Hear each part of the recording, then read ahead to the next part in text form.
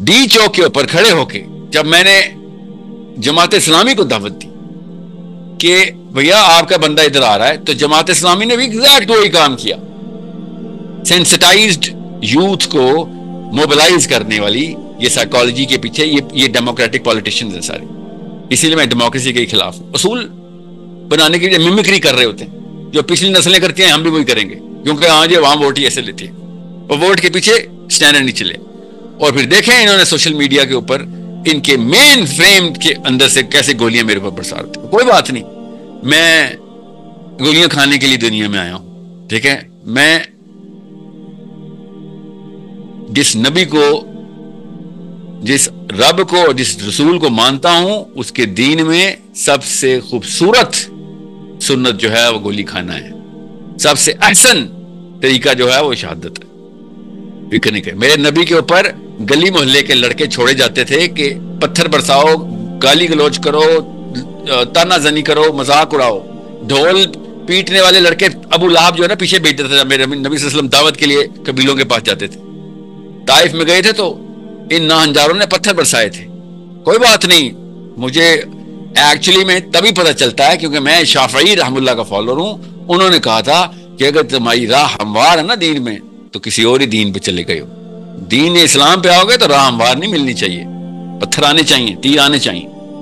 तो आप लोग चलाएं, कोई बात नहीं। सो रही बात इस वक्त के शोर की, पैदर पे आपने नोटिस किया होगा, पहले वो रिलीजियस लिबरल से शोर उठा, फिर मौलवियों से शोर उठा, फिर पॉलिटिशियन से शोर उठा, और अब जमात इस्लामी थी। अब फिर जमात इस्लामी से पहले ये मुस्लिम लीग नून वाले थे, मेजर कैंपेन कर रहे। उसके बाद अब जमात इस्लामी थी और अब पीटीआई वाले हो। क्यों? क्योंकि मैं अल्लाह और उसके रसूल का नाम ले रहा हूं, बस। उस रसूलों के ऊपर इनके लीडर क्वालिफाई नहीं करते, रिएक्टिव साइकोलॉजी में आ जाते। Reactive psychology is the most inferior type of psychology. मेरा काम है मेरे नबी सल्लल्लाहु अलैहि वसल्लम की सीरा को रिवाइव करना। मेरा काम है उस नफ्सियात पे लेके आना जिसपे मेरा नबी अली बिन अबी तालिब उमर खत्ताब को पाल रहा था। उस नफ्सियात को सेट करना मैं अपने पाकिस्तान के यूथ की। Nobody comes in, nobody is compared with the Prophet sallallahu alaihi wasallam or any of the top sahabas. Nobody, दुनिया में जितना मर्जी मोहम्मद अली जिन्ना भी कंपेयर नहीं करते हम। कटहरा सिर्फ मेरे नबी सल्लल्लाहु अलैहि वसल्लम का, स्केल, स्टेंसिल, सांचा सिर्फ मेरे नबी सल्लल्लाहु अलैहि वसल्लम का। अगर आप उसके ऊपर पास होते हैं तो कोई बात नहीं, अगर उसके ऊपर फेल हो रहे होते हैं तो भाई दुरुस्तगी कर लें, कोई बात नहीं। आपको कुछ जन्म ही नहीं कह रहा, दुरुस्तगी करें तब आए, ठीक है। So I hope everyone is clear कि जब आप इस्लाम पे चलेंगे तो कोई बात नहीं, फिर गोलियां खाने के लिए तैयार हो। पाकिस्तान में मसला होता है सीने पे गोली नहीं लगती, खंजर पीछे कमर पे डाले जाते, कोई बात, ये भी चलेगा, ये भी नबियों के सुन्नत है। खंजर खाना, गोलियां खाना, ये भी नबियों की सुन्नत है।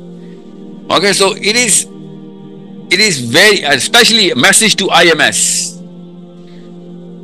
smile when calamity comes upon you in the road towards Islam. Smile, be content. मसले ज्यादा, अल्लाह की नुसरत ज्यादा।